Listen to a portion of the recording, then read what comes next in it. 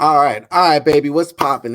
It's the All Day Advocate, straight from North Carolina, Jacksonville, North Carolina, to be exact. And you're here with us at the Three Count Podcast. We're gonna show you what it's like to be all day. What's up, baby? What's popping? Do you wanna get live with me? Do you really wanna ride with me? I'm in the club. Welcome everybody to another great edition of the Three Count Podcast presents Now Entering, and I'm your host Clifford Red Dog Miller, the man that leads you out that mountain called wrestling. And by our 350 something episode, and this is being season 4, I would just hope you say with me, I am your Sherpa, because like your tribal chief, acknowledge me. But like every good Sherpa, it's never about me. You got to find someone who's been there, done that, and can do it more efficiently than you can. And that's why we bring in some experts. And who is entering the ring today? You can find this man at Pro Wrestling R. You can find this man at Orochi. You can find us at GTS Smash Mouth, Smash Monster. I'm sorry. TCW Super Fighting SWF, also SFW. He is Mr. All Day James Gray. What's popping, baby? How y'all living? How you living today? Hey, I'm living great, man. How you doing? It's another beautiful day in paradise. I'm blessed to be alive, and I got to make it as many people's problem as I physically can. It is something fun, man, because you and I have known each other for a couple years. We just kind of keep running into each other in the random places, whether whether it be a tryout or whether it be like somewhere a tryout somewhere that like there's like a main live show somewhere. Like it just we run into each other at the most unlikely places. It is super, but it's fun though, because it's like whenever we catch up, it's like it's like two friends that have just haven't missed a beat though, because I feel like a lot of people get worried about that sometimes when they're just like freaking out about they freak out. They're like, oh man, like I don't know how to talk to that person. And I feel like you and I, we just like catch up and it's just like we just lift off right where we pick up, because it's like it's two people that also realize that like humans have lives, and I feel like a lot of people that don't know how to reapproach you, they come into a huge amount of like FOMO. Like they think that like they see you over time, you look different. Like I gotta say, both of us, since the last time I saw you, both of us have put on an exceptional amount of muscle in the last time we've seen each other. Between then and now, I think I was like about like 158, 160. I'm about like 180, 88 right now. Like today I'm 188. I think the other night facing Victor Walker, I was like, I think I billed at 182, but I weighed in that morning at like 186. Okay, I like that. It's a lot of like the people, I feel like they don't feel like they've done enough in between that time span where they see us. We look different. We're doing new things. We've got new gear. We've got more movement, more waves going on around us. More experience. That's like the massive part. I remember because the first time we kind of met, we were talking. I remember because you had we can keep it right 100. You had the Bonnet Club going on, but it was more importantly behind the scenes where you and I were talking because you had different gear, and one of the set gears that you had was actually Deadpool inspired. Oh and then I remember looking at your gear and I was like, dude, like I kind of want to do that same thing. And then like I found a guy that could help me get like almost identical to the red gear that Deadpool has, and I was like, bro, I love this gear. And then 3 other dudes from Baltimore were like, hey man, like I was like, how cool would it be if we were all 3 to be able like to join up as like a little faction? It would just look weird because like Red Dog doesn't really belong with Pure Ignorance, but it would just be kind of wild to see them. And then over time, obviously, like they're my best friends, so we all just linked up, and one thing led to another, and it's been a wild ride, but in a wild trip to watch you go from where, like you said, you were like 150, now you're like $185. And then I was weighing, actually, I went the opposite way. I went from like I think it was like 215 down to like 195, but I leaned out and then I added mass on and bulked myself back up to like 205. So it's cool to be able to like talk to people and be like, yeah, we noticed the changes. Yeah, we've gone through an amazing metamorphosis. Pure Ignorance, man. They've been there. I've seen them almost every step of me coming back into wrestling, from like stunt work and like film and stuff, working on like indie productions, so like trying to get my foot in the door, like major TV productions, kicking my way through certain productions. But then like one day I come to a Comic-Con and I realized that like a couple of TV WWE guys are like this tall compared to me, and I'm like, somebody lied to me when I left wrestling, and they told me I wasn't big enough. Yeah, it's been a while though, because I've been watching like a lot of dudes, and it was funny because I brought this up. Like, I bring this up on our debate show every once in a while, but like, like I remember, so like AEW, right? We'll use that as an example. They brought on like Luchasaurus, right? And they made Hmm. Luchasaurus. I remember in the first couple years, they made Luchasaurus thing like he was a monster. Like he was like over 7 foot. He was just this dude that could do everything, right? And then they brought in Wardlow, and Wardlow was like relatively about the same size. And Yeah. then they brought in the Big Show, and then just a height difference, like true 7 Yep. foots versus guys who say they're 7 foot. And I was like, man, Yep. it's Build crazy. build versus reality. Yeah, and then Um, and then like people like talk about Rey Mysterio, and they talk about Rey Mysterio being 5'9". I'm like, well, I'm 5'10", and I look down at Rey Mysterio, like, and oh yeah. I'm like, he's not Mhm. 5, he's not Oh my 5'10". god. It's the same with Adam Cole, who is also apparently 5'10", and there's like Adam Cole and Bobby Fish are apparently 5'10". I want to say Sean Hardy, or the commando dude. He was on Dark a lot. No,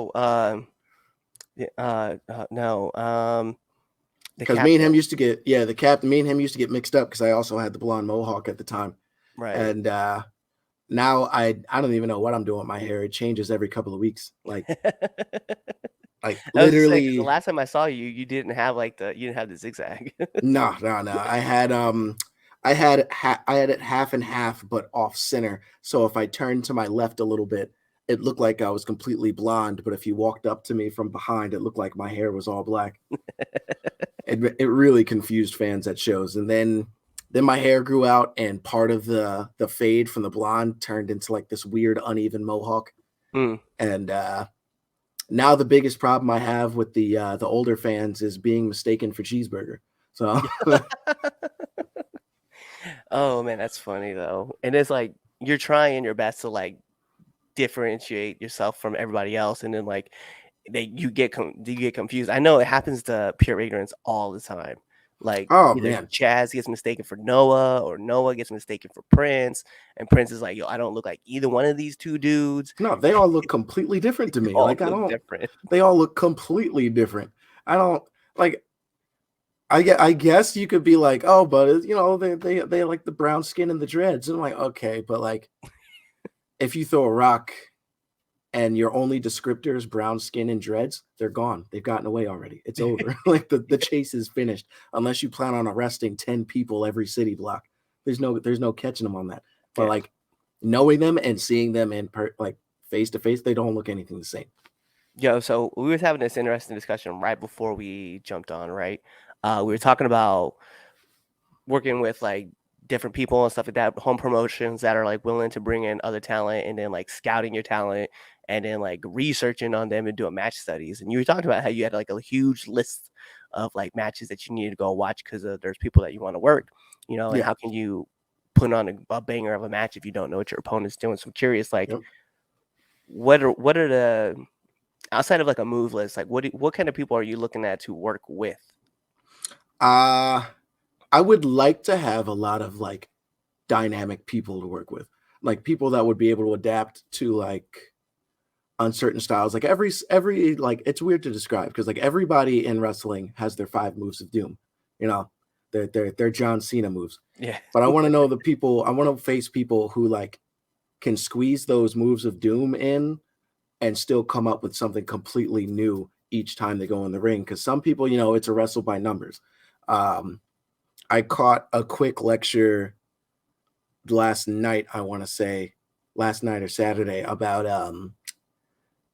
doing crazy moves, dynamic moves when there's a small amount of people. But like you get in trouble from certain promoters for doing what they call popping the boys. But Yeah. it's like Victor Walker, when I got booked against him. He's from Virginia, really great dude, very brave dude. He's like me, I'm blind as a bat, but I wrestle with contact lenses in. He just drops his glasses and says, "All right, let's get in there." No contacts, no nothing.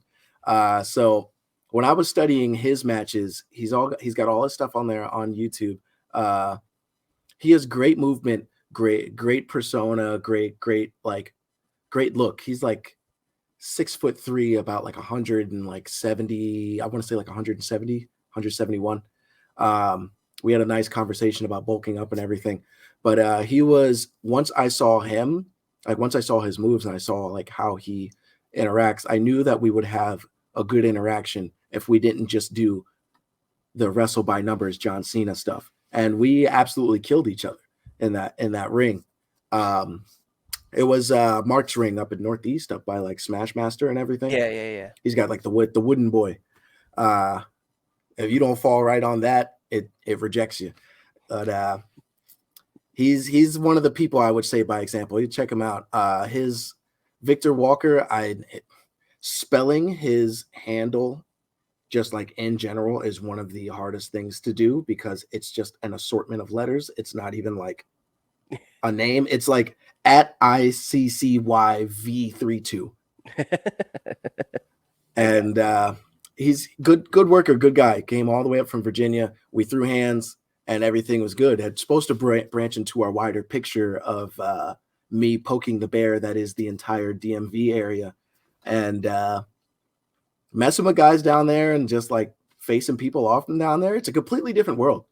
If anything, like I'm kind of jealous of like the drive and the directive that comes out of that area. Cause like I come across a lot of bums in the like I don't want to bury any a territory or a section. I come across a lot of bums in New Jersey because there's no laws. It's a lawless wasteland. It's a lot of just people that are just like, yeah, man, let's just hop in there and do it. What do you mean? I fought in a playground for 5 years. And I'm like, what? Yeah. Yo, like facing off against a lot of these DMV guys, facing off against New York people. It's really like invigorated my personal drive to fight and interact with people online and create promos and stuff. And like, I headhunt a lot. I add to my list.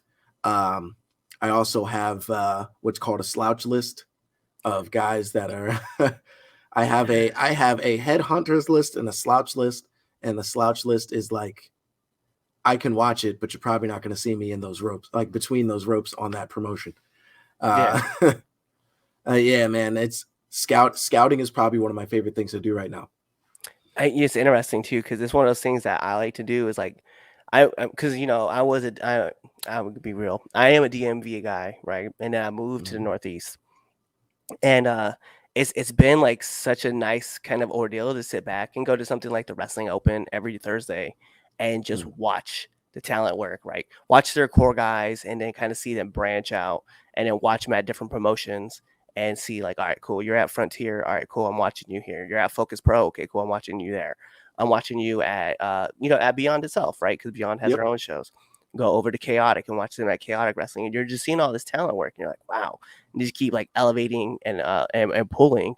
And then you have something like, the Wrestling Independent, right? So they just ran their first show, and then there's a lot of talent there, and you're just like, wow, man. Like you get like, I forget like how big wrestling is, and just in the Northeast, not even talking about the whole entire US, just the Northeast itself is massive. And I'm like, bro, this East Coast thing is no joke. Like if you can make it between, and I tell people, if you can make it between the DMV and Massachusetts, you can go anywhere. You can work anywhere. Yeah, because I feel like up in the Northeast we're packed in like sardines. So it's like it's a constant arms race, constant clawing, constant fighting to get noticed, to separate yourself from what's going on around you. With like, and that goes into scouting, making sure that making sure somewhere you go, you can help the product and the product can help you. Yeah. Like making yourself like you don't have to make yourself a cornerstone everywhere you go, but what's the point of putting in the energy, putting your body on the line, putting possibly your life on the line if someone that you're with isn't as experienced as you, if you don't plan on elevating what you found? Like you show up, you make it better than what you found it. You know what I mean? I feel like that's important too, and that's like I brought it up like a few times at a couple other different promotions and stuff, and I was like, listen, like I have this podcast right here, this show, And the reason I have this show is because I want it to be like a college course for people. When they come on, they see it, they pick something out, they learn something new from it. And I think it's important. It's like, I want to find it, and like you just said it right best. Like I want to find something that makes the business better than when I got in. And I don't remember ever being a podcast or Mhm. anything that's like, hey, yo, we're gonna just talk about wrestling, and this is kind of a workers podcast. Like if you're a worker, you might want to listen because there's something here for everybody to check out. And I think I love the fact that you talk about scouting and then having your slouches. Uh, Mhm. I love that aspect of it. I might have to borrow that, and I might have to Yeah. start doing that. And just go around, just 'Cause write a top 10 people of people like I want to work in, a top 10 people that Mhm. I'm gonna stay away from, and just not Yeah, tell it's anybody like who the slouches are. yeah, it's pretty much like it saves you a bit of time. It when you do it, when you make those two lists, it yin and yang, it creates the balance. You got to make sure you're not a person who suffers from FOMO Yeah, because like you'll have this place you want to visit, but it absolutely violates your slouch list. Like it is red flag central. It is okay to go and watch, but like don't get dragged in that because then like you could end up stuck in one spot. And it's like it's one of the main fears I have in entertainment is like getting stuck or getting too comfortable. You got to yeah, evolve, you got to upgrade, and being stuck on the bad side of that yin and yang will get you compliant, will get you will get you stuck in place because like you'll know personally like well, I'm better. Like you'll think personally because you put these people, this place on your slouch list. Whatever, I'm better than this. I'm doing that. You go there, you do a match. Everyone's like, wow, you should stick around. We could put a tie. We could do this. We could do that. And then like you get too comfy, the gut comes in, you slow down, and now you, without even realizing, you're on everybody's slouch list. yeah. It's one of And those things. Like you have to remember, like you have to continue to elevate your game and continue to and grow, like the importance of like like you said, you're putting in, and you want to make sure that everybody there is on the same level or the same mindset that you have, right? So it's very mhm, important that you continue to grow, continue pushing, continue elevating the rest of the guys, and then making sure that they're putting in the work that you're putting in, right? I know, yep, like for me, one of the things that I like doing, and it keeps me on a constant reminder, right? Like in my travel bag, right, with all my gear, there's a sponge in there. And low key, the reason why the sponge is in there is just to remind myself that hey, you're here to soak up knowledge. And if people yep, aren't there to give you knowledge, then there's really no need to just come back. Like there's yeah. just not. So like and I feel like it's important to do and to continue to check out. Yeah, no, it's also like it's also kind of like a rough battle right now, just trying to get placement in some of these spots. Like there's a lot of folks that are out there. These people. There's a lot of folks that are out there that don't realize that like getting in the door in some of these promotions is already hard enough. Yeah. You know, they don't think about the fact that like once you're there, what are you gonna do when you get there? Who are you gonna talk to? What are you gonna? It's not always about put the ring together and brown nose, and then suddenly you got a title shot. Uh, there, it's I don't know. It's hard to put the words on it, but like with what you said with like the sponge, you need to be able to like walk in there, you get your foot in the door, you help out the best way you can, you try to soak up as much as you can. But once you've now built this rapport, you've now stuck around, where you going from here? Yeah. How can you help the next guy, the next set of youngins that are also picking up chairs, picking up boards, picking up pieces of the ring, and like keep the business flowing. You don't want to be that person that dams up everything. That like you end up being that guy that's got like, hey brother, I got 30 years of experience in this business. I was the one. I was the one. I put the robe on Ric Flair's back. I put this. I was there. I told the Hardy Boys when they held that curtain open. I told them stand exactly like this. I was there for it, brother. But like all they've done is get beat up in South Jersey for the last since 1995. You know. Bruh. If I think about, like, I've heard that a lot, that term. Actually, recently I've heard that term a lot. the 30-mile vet, right? Like the person that Hmm. just does the 30-mile circuit and that's it. Like they don't want to go nowhere, they want to be nowhere. They're just content with what they're doing. And it's weird to think that, you got into this, like you get into this business because let's be real, everybody's like aiming for the top spot, like Yep. that top spot. Like all of us dreamed one day of like we want to main event WrestleMania, and Oh yeah. anybody that tells you, nah, I just thought it'd be cool to like. Not that I'm trying to shit on anybody, right? I just thought it'd be cool to be like in my local area, and then just like do this for like 30 years, work one match a For 30 year, years. be a 30-year veteran. Like Yep. no one did that. No one said that. At some point, like you compromised your own dream, your own Yep. drive. You're like, well, I may not get here, so I'll just do this, or I might not get there, so I might just do that. Like no, when you first got into this, it was like, hey man, like I'm going to WWE. But then Yep. what's so funny is how many people get jaded because they like, well, I'm a trained professional, like I'm a trained professional wrestler. Why isn't WWE scouting me? Like there's a lot of you and a lot more people who are putting in like a giant amount of grind to get to that Yep. next level. And you're sitting here still in the same 15-mile radius and you're trying to tell Yep. people like, hey, I'm the best in this region. Like, bro, nobody In knows this you outside region. of no Yeah. one knows you outside your town, let alone the state, let alone the area. Yeah, man. And it's self-promotion is like one of the biggest beasts in entertainment industry. Like a lot of folks don't realize how hard it is to just break out of your city, break out of your folds, break out of everything. And it's like I get a couple of fans that'll see me on like Instagram live on like TikTok or something, and they're like, I would love to see you on WWE fighting this guy. And I'm like, like right place and right time it is for me at like over 30 years old, uh less over 30, less than 50,000 followers on everything. For now, it could blow up. I could blow up. I could do some crazy ass stunt and blow up next year, like next month in like March or February or something. You never know where entertainment's going to take you. Right. I could botch in such a hilarious way that like someone wants to see if I can do it again on purpose. You know, you never know what entertainment thing that's gonna stick. Like who thought James Ellsworth was gonna come back after he got bodied by Braun Strowman? Who looked at this dude and was just like, damn, why? How did this happen? Like, who thought he was going to be moonwalking down the ramp with Carmella? It's right place, right time at this point in the ball game. You got to know what you're doing and what you're building towards.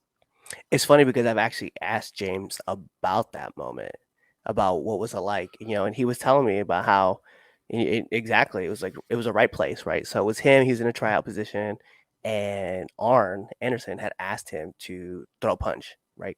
So he throws his punch, and Arn thought it was a mistake. So he's like, yo, do it again.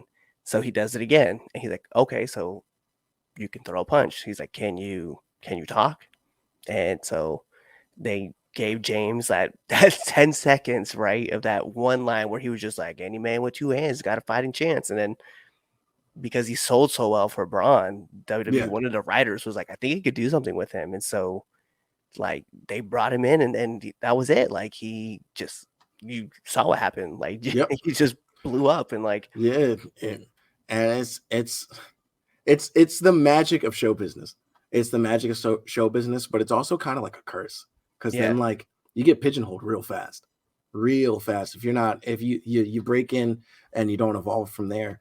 When when I worked in music, I would always tell people like one of my main focuses was to make sure people's music and their sound sold to YouTube, sold to Netflix, got used for commercials and stuff. And one of the things I would tell people, you do what you got to do so you can do what you want to do. yeah. So like one of the prime examples that I give folks, so a lot of the musicians didn't like it, was always Kanye West. And we wouldn't have there's a good 18 years of hip hop that we wouldn't have at all without Kanye West. It's 100%. Like there's so many albums from so many artists, so many features, so many samples, so much stuff we wouldn't have without him doing the grinding he had to do that, eventually led to the Yeezus and the everything we have now.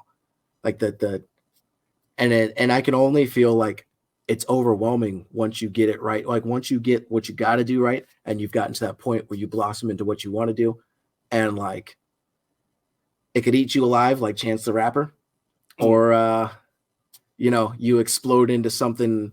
You explode into something that becomes an irresistible force, like Taylor Swift from Butt Crack, PA, is now an international force. And if you say anything mean about her, you might as well just deactivate your Twitter for 6 months. Hey, you know what? It's funny you bring that up because so those who are we'll figure out the date of when we recorded this when you see it. But yesterday was the Patriots versus the Chiefs at Gillette. And every time, I don't know if you saw Twitter or not, but like Swifties were going after Patriot fans, like left, right, and center, because every time they put Swift on the screen, the crowd instantly booed her. And then they would show like a Patriot fan, and the Patriot fans would be like, yeah, put Swift back on, boo. And this shit was hilarious, bro, because I was like, hey, we are really out here booing Taylor Swift because she's dating Travis Kelce. I was like, this is godsend right now. This is life. And and football fans are a completely different monster. Yeah, like, they're a completely different monster. Football fan, like football in general, especially football in Philly, that is an absolute beast of like those people get worked up, and then all of Center City is shut down for a week. Phillies fan, and like, but if they lose, they're like, we'll get them next year. Phillies fans, win or lose, a car is getting flipped. And poles are getting greased up, cars are getting flipped, people are freaking out, the bars are getting shut down. Like, I'm actually kind of excited to see what happens with the Eagles this year, because I feel like this city needs a major win after last year, a major win of some sort, because the way the energy was sucked clean out of the city after they didn't cinch the Super Bowl was nuts. And that's me coming being a person from North Carolina, with the Panthers, where my only wish for the Panthers every year is don't be last in the conference. That's all I want ever. Man, listen, I'm from so I'm wearing a Nebraska hoodie. That's where I was raised, right? I was born in Colorado Springs. So all my teams come from the 5280, like just 100%. That's where we are. That's what we rep. And it was so funny when like the Broncos last year, man, we were just trash. And I was like, bro, we're not doing anything good. And I know this is a wrestling podcast, but y'all are going to have to hear this. Yeah. But it was wild because I was like, yo, we suck. And then this year, Sean Payton came in, and I was like, we still suck. And then we had this 5-game win streak, and I was like, hey, yo, we might actually do something here.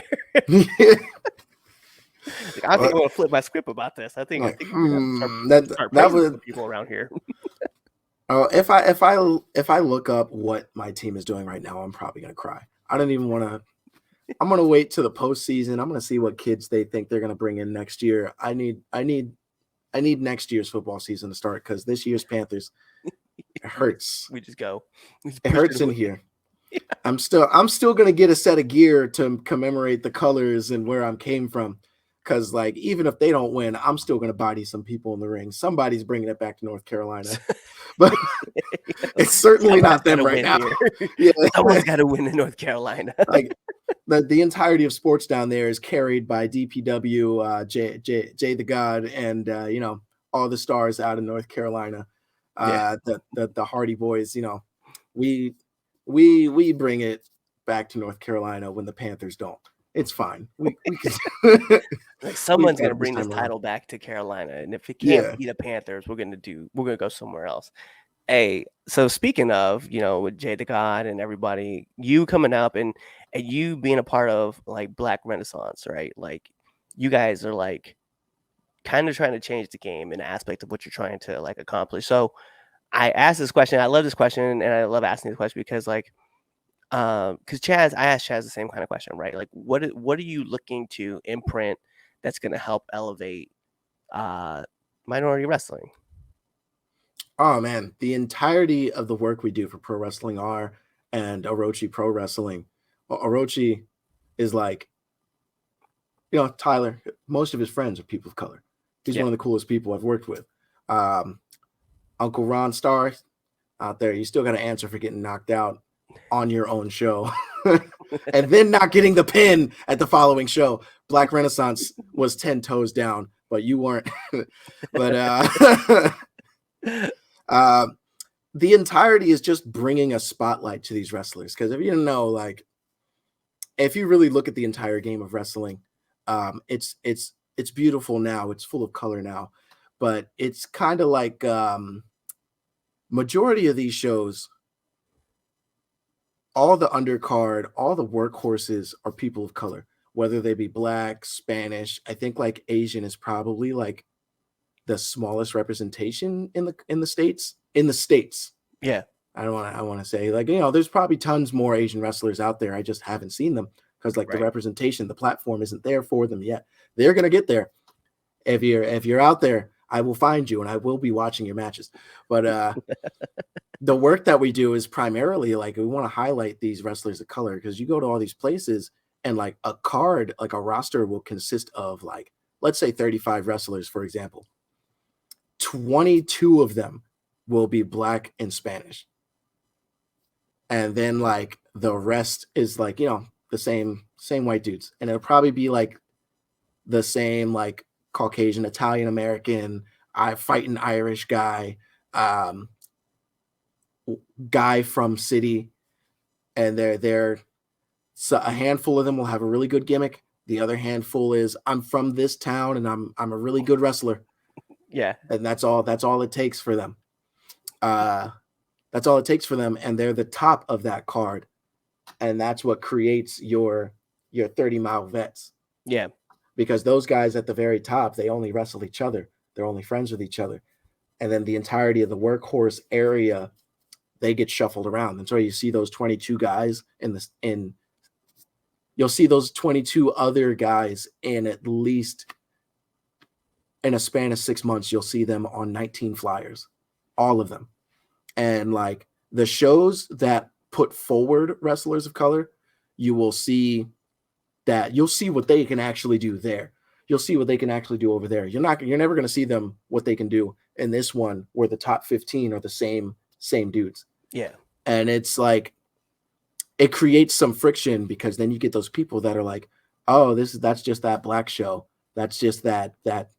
And it got to the point, I think at one point around the beginning, like it was literally someone was like, oh, that's that hard R show.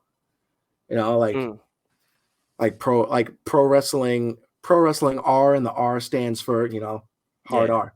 And but the funny thing about the people who talk about these shows, and I think the animalistic aggression, it comes down to me personally, I think it's jealousy. They see a platform on the rise that's interacting with all these names flowing in and out. They see excitement.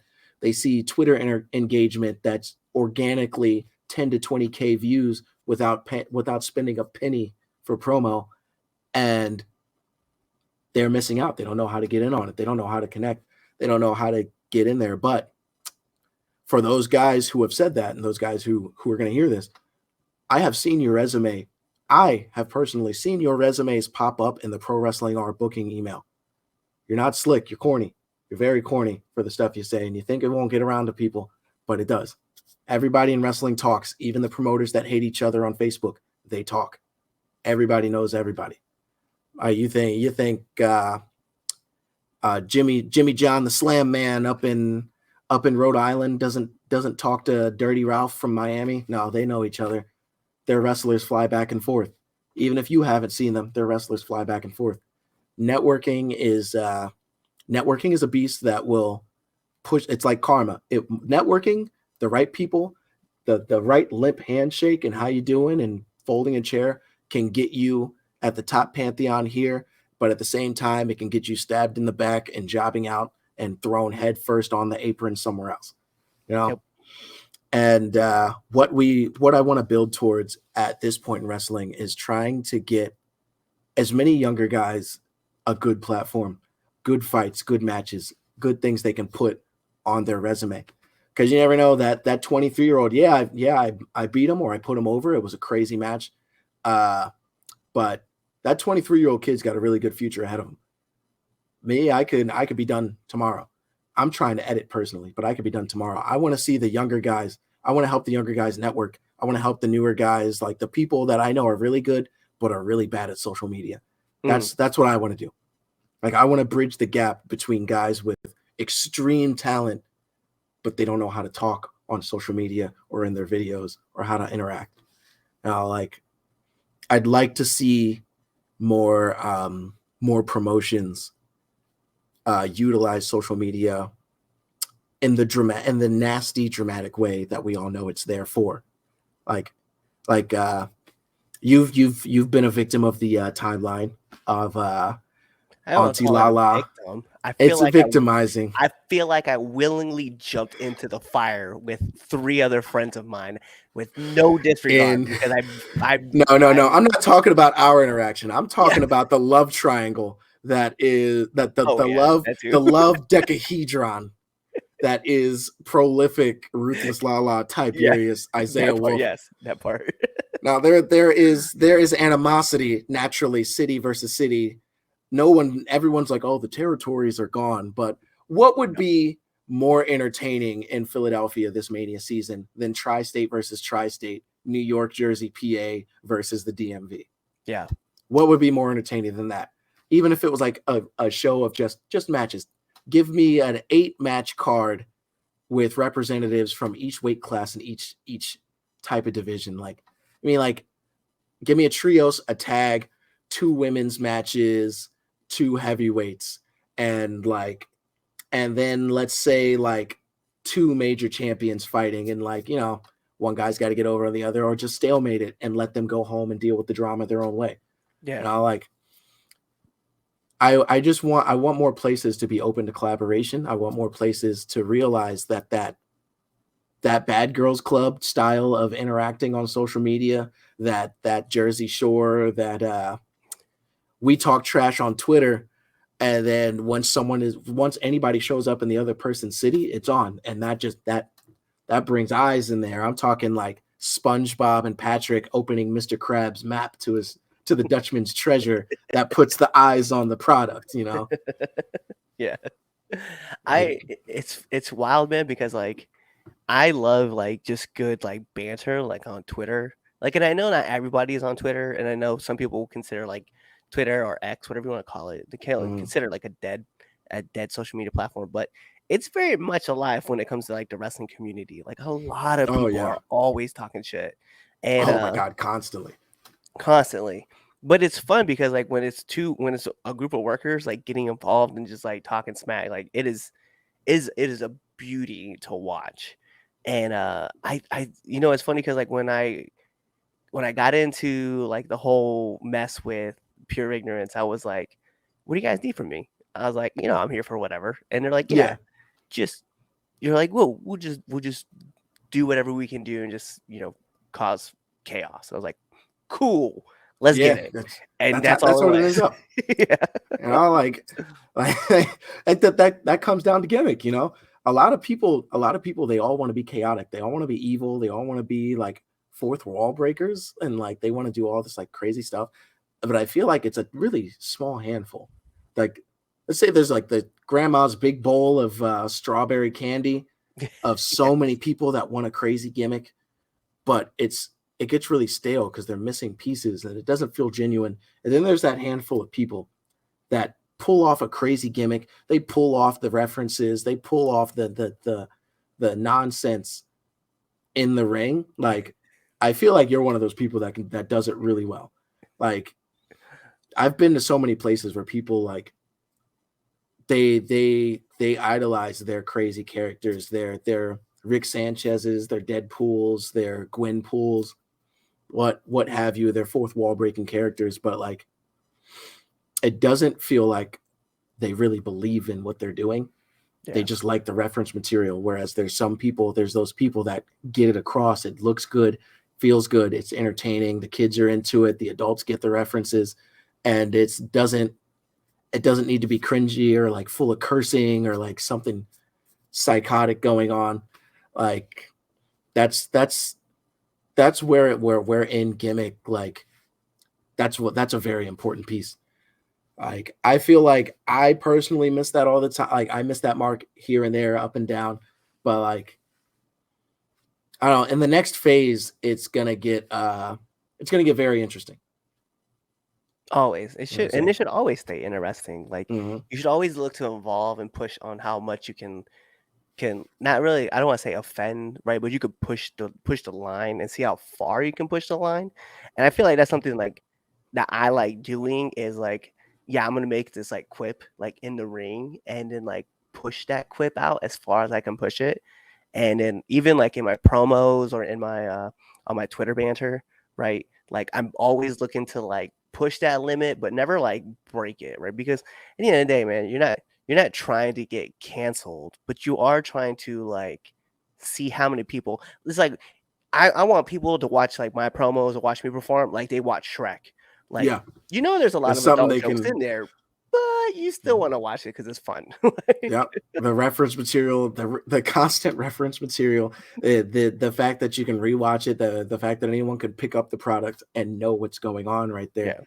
yeah. Um, and Well, it was like speak, you and I, right? When yeah, we were kind of bantering back and forth on Twitter, and hmm, then you're like, "There's a lot of dangerous places here." I was like, "I've been to a lot of dangerous places too," and I just like yeah. put up a Oh, picture of me in the Civil War, like the the Revolutionary War. Civil War, a Revolutionary War, someone's Thanksgiving dinner. Like, I wanted that. Okay, so let me explain that one because if a lot of people out there are gonna be like, I don't understand the thing, they're not gonna understand the Thanksgiving dinner, but there is a joke about a certain group of people who don't know how to use certain seasonings in their food. And I wanted that to look super dangerous when I put it out there. Like I've been to these people's Thanksgiving. How much yeah, more dangerous can we get? we gotta like you think I'm not dangerous, you think I'm not deadly, and then just post a picture of you sitting at a table with 10 Popeyes biscuits and no drink And no drink. anywhere. This was my dinner last night. Welcome to the Salty Spittoon. How tough are you? Yeah. I think those are like so much fun to do. It's just like getting all these like fun little references and putting it out there, especially when certain people are just waiting because they know like it's I started that whole red dog in history thing because I wanted it to just do something like red dog found a time machine and now like he's just going through history and not changing history but just like putting himself in like random places that he Mm. doesn't necessarily belong. Like I put myself on the Titanic, like, and Oh then my even god. at that like you have to zoom in to find me and it's like a Where's Yeah. Waldo deal. I was So like, so when does the book drop for the Where's Red Dog series? I need That's to what make we one. need. You need a series of clothing of different pictures, different stuff, like old paintings. What's the Day in the Park painting Oh that yes. basically modeled the art style for the original 101 Dalmatians? Yeah. That Day in the Park painting. We need you in like in like old French clothing, just on that pond side. Like we definitely need some remixed Where's Waldo pictures. Mm, Uh we should get some photos of you in crowds at shows, just full randomly. Deadpool suit. Like It's, but what's funny about it though is I could you imagine though like just do like a where's Red Dog book, right? But when you open, it's just obvious. It's not like it's hidden. Like 'cause everybody's like looking for Waldo, right? No, like you open up the first page, there's like a picture of JFK and like me next to him. And you're like, oh oh, my he's god. right there. Like, what the hell kind of book is this? And then you Like, got to flip through because you're like, why is he just here random? it's just like okay, he's there. Next picture, he's right there. You got and then like the fourth or fifth one, you're not there at all.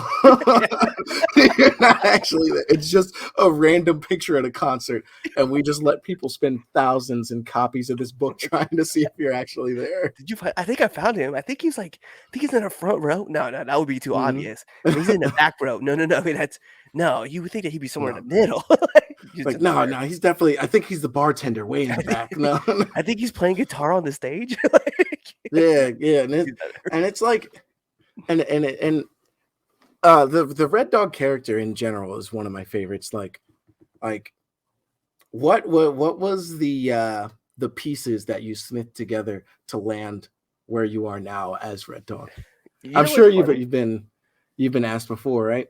So yeah, with the Mm, Red Dog character himself, like, mm, is not too far off from like me personally, because like when I do like the whole intro, right, that Air Force veteran intel specialist, that's a real thing. Like I was in the Air Force, I was an intel specialist. That's what I did, right? And so I wanted when I got into wrestling, I thought your trainer just gave you your gimmick and that's how it worked. Because like in WWE, like you're a wrestler and this, right? Like it's yeah, not your one, it's not you're not coming up with anything. So when my trainer, Sicken, right, was like, he was like, yo, I want you to be a military dude, but like, you gotta do like the military thing, like the normal military thing. I was like, I don't understand. He's like, well, like a mercenary, but like, you gotta be like very serious and very stoic, and you got to like mm, you have a plan, and you're not too emotional and stuff like that. And I was like, oh man, like you have no idea like what people are like in the military. yeah. No, So then he's like it was like 6 months of me trying that, and it was fun because like it started getting over. People like were getting adapted to it, but I told Sicken, I was like, yo, like I'm not really connecting with it because it just feels forced, right? Something like we've yeah, talked about. But then like he was like, all right, well then you cut a promo that you want to. And it just so happened that Jeremy Grimes was at training too. And we were going back and forth, just like shooting on each other just as for fun. yeah, But like the shots were just from me were coming out more comedic. And then he was like just jumping in because he's very good at like what he was doing. Um, and so Nick finally was just like, all right, bro, like you gotta stop. That's how you're gonna cut all your promos. Like you just gotta be funny with it. Be more Deadpool. Find other characters like that. So I went and found like Octane from like Apex because I think he's fucking hilarious. yep. And then of course That was Deadpool, my like main for a long time in Apex too. yeah, that's what I'm saying. Shameful Octane, absolute raccoon paws. I'm stealing all the items first. The worst. That's why I don't have anyone to play Apex with anymore because I'm awful with that, with stealing items. Yeah, but I pulled from him. I pulled from Deadpool, obviously. Spider-Man was another big one I pulled a lot from. And then I was looking Mm, for like guys who just like were just very comedic and good comedic timing, but they weren't like overtly funny. So like Robert Downey Jr. I think is like one of those dudes, like Iron Man, like Tony Stark. yeah. He's just got good comedic timing. And then and recently it's been like Chad Gable, like because I think Yep. Chad's just hilarious. So I've been looking for like other places to pull from, but it just becomes like one of those things where I'll watch like a movie and I'll think about it and I'm like, bro, like that's actually kind of low key, like a funny line that you can spin. And so another one like I started doing too, like, and I have it in a promo that's coming soon, but like I'll answer the phone. I'm like, yo, Red Dog, what's your favorite color? Like just right from Elf. Like, I Yeah. think of like all these slapstick comedy movies, and I'm like, yo, what lines could I pull from these movies that would just make shit hilarious? And that's where like Red Dog became like it's a lot of me like turned up to like 11, but then it's like I pulled from like little bits of characters here and there. I like like I one thing I want to do one day too is cut a promo like Chris Jericho, but like have like a stack of like papers fall out and just like act like I'm gonna read Yeah. like a bunch of words. Like I've got a full essay right here, and I'm about to read it all for you to piss you off, and then drop it, and then be like, And it just hello, unfolds. and just leave. Hello, coding joke. Hello world. Yeah. Roll it all right back up. Throw it over your shoulder. Just walk out. Leave with it. That's the whole Everybody, promo. I have an important message right here. Enjoy. Just walk out. Mhm. Thank you for coming, and yes, enjoy yourselves. Yeah, enjoy. Start eating the paper. Tip your waiters. But yeah, I Exactly, just I think get of that. like I just think all like the wildness of him. And the funny thing is like I cut a promo one time, like showing off that like Deadpool, Red Dog is not like it's not just a slouch, right? Because I cut a whole promo on Diego Trabajador where I was speaking Spanish, not because Ah, like not because like it was something that I can do. Well, I can do, right, because I'm fluent in it. But like I wanted to show off, like, yo, this guy he's a genius in his like weird, crazy way. Like Yeah, so I went through I did a whole montage of me, like, watching salsa videos, watching his videos, Yeah. uh, like, reading the Spanish-English dictionary to understand 1 word in the whole entire thing, and then, like, just talking Spanish the rest of the promo. I thought was hilarious, and I was like, "Well, it just shows that Red Dog, like, understands multiple languages because that's what he wants to do." Like, he's gonna be able to one day, he'll be like, "Je m'appelle Rushen," right? Speaking in French, like, "Yo, my name is Red Dog." Like, you just want him to be able to say things and do things in other areas that people can be like, "I don't know why he wants to do that." Because he fuck it, because he can. That's why. Yeah, and then it comes down to like if you wrestle people from other places, other languages, you get that reference material down. Like you get that those references down. Like say you end up in a fight, like Trabajador is there, like somebody only speaks Portuguese is there, somebody speaks French is there, and you stop and you say one zinger in each language. And like someone's like, how many languages do you know? But you turn and you say all of them, but not in English. Like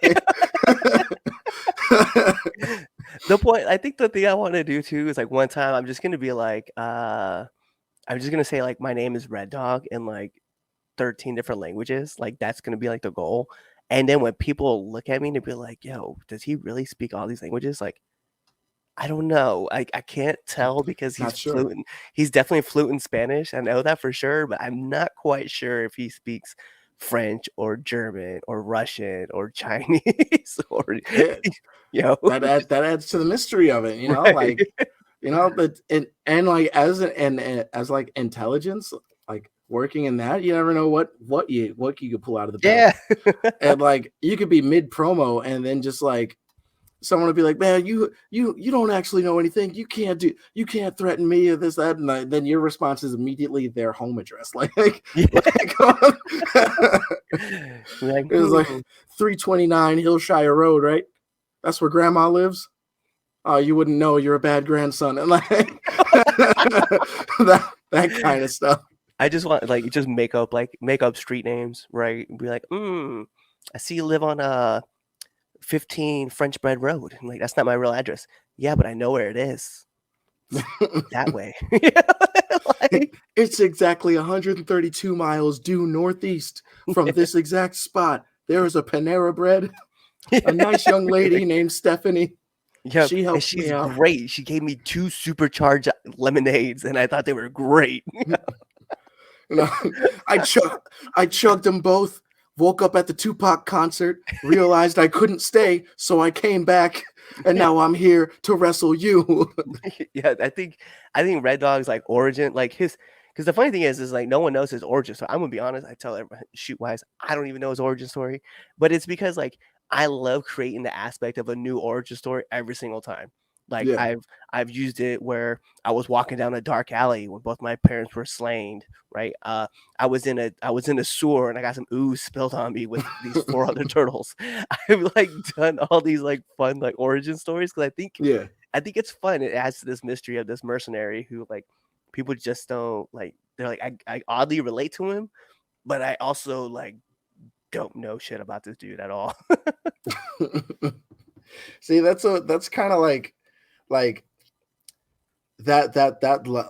it has a nice flow to it. It has free space. It has like places to move. That's where like like the silliness of what when we were doing the Bonnet Club comes in. Like that was my first taste of wanting to get people that I saw that should have a bigger platform, wanting to get them over because I knew how to shake the hands and high five, bump elbows with the right people to just to just pop up somewhere. And I wanted Right. to make sure people I came across got up there. So they're like, "What is the Bonnet Club about?" And I'm like, hair care, who knows? You know, we pull up, we're wearing silk bonnets. Someone calls it a shower cap, and I tell them that they have dandruff, and then we fight. And the first few people are like, wow, that's a great idea. Just come on. Like, and it happened on accident. Like, I was literally waking up. I was waking up, I was late for a booking, and I still had my bonnet on because I had really long hair at the time. Yeah. And all the products on my head and stuff. I go there, we plan the show and everything, we plan the match goes on, and I go over for like a hardcore title or something. And at the very end of the match, like, I'm going to sell. I touch my head and it's still on my head. And I was like, oh, damn. And then everyone cheered when I finally took it off.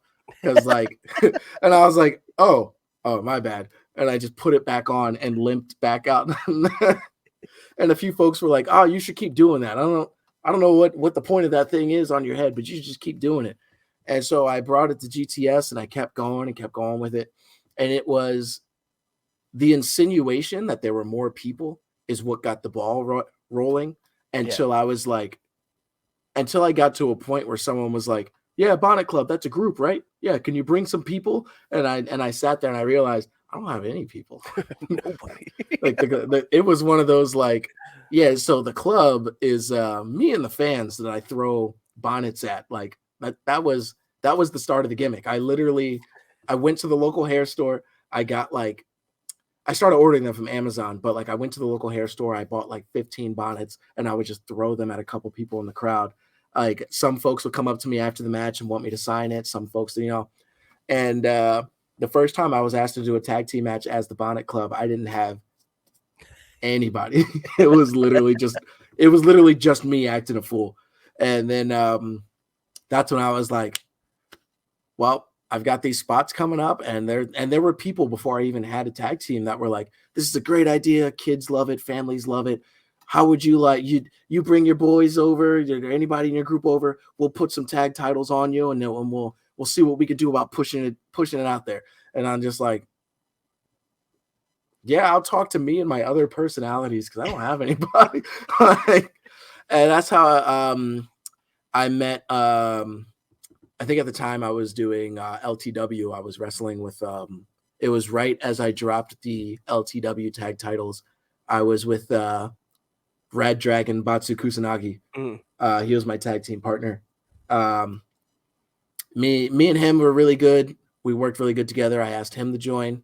I asked the guy Inhodible MB. He was my tag team partner for a long time. And Hyena Hex were the first people I asked to join. So in our current standings, the longest running members is Hyena Hex. He's the longest person that I've had a tag link to. We didn't tag that often, but we still had like a tag link. And it was initially I was inviting people by city because people in different cities were inviting me out to bring the Bonnet Club. But like I didn't have anybody with me. So I was like, hey, you already live like Hex, you're from Delaware. When I come down to Delaware and do Bonnet Club, let's tag. And he said, yeah, sure, man. Just let me know whenever. Me and Inhodible, we were Philadelphia and like anywhere South Jersey. I had because he lived in Philly, so we could travel out of Philly, do PA and stuff. And Jody Ora, I haven't seen Jody in forever. He was the LPW champion at House of Glory, I think. I don't know if he still is or if he just recently dropped it, but Jody is an absolute monster, and he is currently light years beyond anything I can physically do.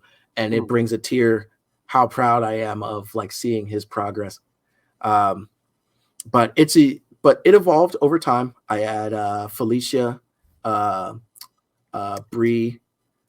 They were at the Outbreak taping because we rigged the tag team rumble to have more teams. Still got outdone by pure ignorance. It happens. So when someone has your number, they have your number. It doesn't matter. It doesn't matter what you do to cheat. It was my Bradley Upper Crust the third moment. Doesn't matter how much I cheated. I still lost to Maxie.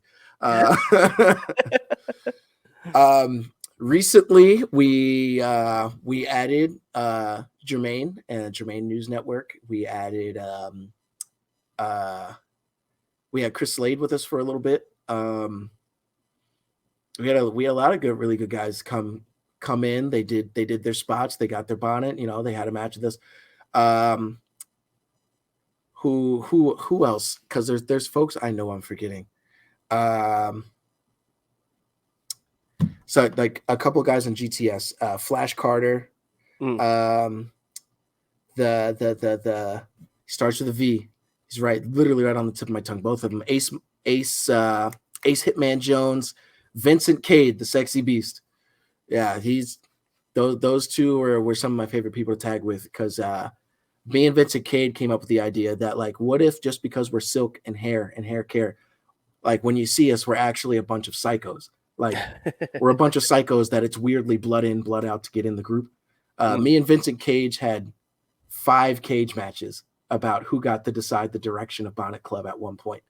And the last match I think was exciting. Was probably one of my favorite. He hit me with an exploder, completely missed the turnbuckle, flew over it headfirst into the cage, and then rolled down the turnbuckle to the ring. One of my favorite throws I've ever eaten in my life. But fast forward to today, the Bonnet Club moniker, the name, and some of the imagery, not all of it, was recently sold to a fashion group in Texas. Oh. And I don't know if they're workers or not. They are mutual friends with a couple of workers down there, but like I don't know if they're actually workers, or if they just wanted it, for fashion or whatever. They just wanted to make merchandise with it. So we sold that off. The money from it and the imagery and stuff from it is going to start the next step in the design. The current name we've landed on is Mob Society Hill. Very much a visual of Cypress Hill, G Unit, Fight Club sort of stuff. That's where the Shiesties come in. I mean, you've met the nameless guys and Shiesties already, Yep. Yeah. Very nice guys. We get together every once in a while, a nice D&D session or two. Yeah. They're all thrown. Yeah, they're always are they're always doing magic, always forming guns, and I'm like, guys, it's medieval, there's no guns, and it's whatever. Yeah. As long as they can get their Shiesties and they can throw hands, they're fine. It's what it comes down to. Getting these dudes that are all twice my size to focus. That's where it comes. That's the next phase, because I've gotten plenty of people to where I feel they should be, what they do with the platform. I don't know. I know I accomplished what I wanted to do for them. The next phase of guys, I've already got the guns ready to try to push up the next set of people.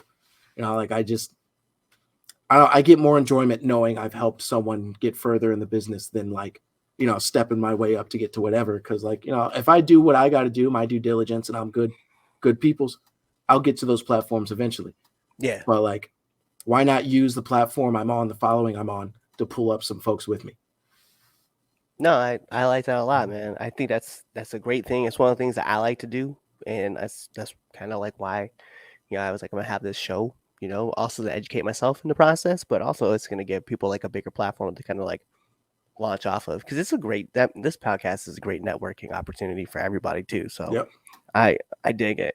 Yo, we're gonna take this over to my favorite part of the 3 Count Podcast, which is the 3 Count Podcast 10 Count questions. And Mr. Gray, this is how it works. I'm going to fire off 10 questions at you rapid fast.